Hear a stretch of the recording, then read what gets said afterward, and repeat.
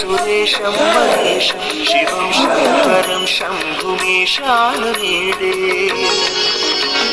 गिरीन्द्रात्मजा संगृहीतार्धदेहं गिरौ संस्थितं सर्वदा सन्निगेहम् परब्रह्म ब्रह्मादिभिर्वन्द्यमानं शिवं शङ्करं शम्भुमीशानमीडे